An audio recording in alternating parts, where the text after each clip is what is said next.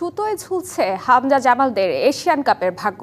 কাগজে কলমে কিছুটা আশা থাকলেও বাস্তবতায় তা অসম্ভবই বটে। বাছাই পর্বের বাকি 3 ম্যাচ জিততে তো হবেই, সাথে তাকিয়ে থাকতে হবে বাকি 3 দলের ম্যাচগুলোর দিকে। মূল পর্বে যেতে কি হিসেব মেলাতে হবে বাংলাদেশের, তা নিয়ে এবারের প্রতিবেদন। হংকং চায়নার বিপক্ষে শেষ মুহূর্তে গোল হজম করে 3 পয়েন্ট হারিয়েছে বেঙ্গল টাইগার্স। ওই ম্যাচ ড্র হলে এশিয়ান কাপের মূল পর্বে যাওয়ার রেসে ভালোভাবেই টিকে থাকত বাংলাদেশ। তবে অমন হার ওলটপালট করে দিয়েছে সব হিসেব নিকেশ। এশিয়ান কাপ খেলার পথটা এখন বাংলাদেশের জন্য অনেক কঠিন, অসম্ভব এক সমীকরণই বটে। এবার মেলানো যাক অঙ্ক। বাছাই পর্বে বাংলাদেশের ম্যাচ বাকি আছে 3টি।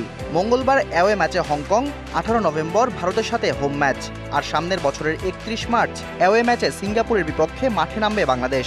কোনো হিসেব ছাড়াই হামজা জামালদের এই 3 ম্যাচই জিততে হবে। গোল করে এগিয়ে থাকার জন্য বেশি গোলে জয় থাকবে বোনাস হিসেবে।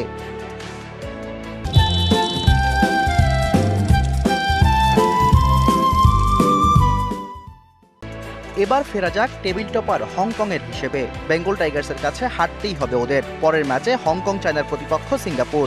এই ম্যাচে কেউ জিতে গেলে বিপদ, তাই বাংলাদেশের সুবিধার জন্য দুই দলকে এই ম্যাচে করতে হবে পয়েন্ট ভাগাভাগি। বাংলাদেশের প্রার্থনা থাকবে হংকং ওদের শেষ ম্যাচে ভারতের কাছে থাকবে জয়হীন। তবে বাংলাদেশ সিঙ্গাপুর দুই দলের কাছে হারের পরেও ভারতকে হারালে টেবিল টপার হয়ে যেতে পারে হংকং। সেক্ষেত্রে বাংলাদেশের টপকাতে হবে গোলগড়।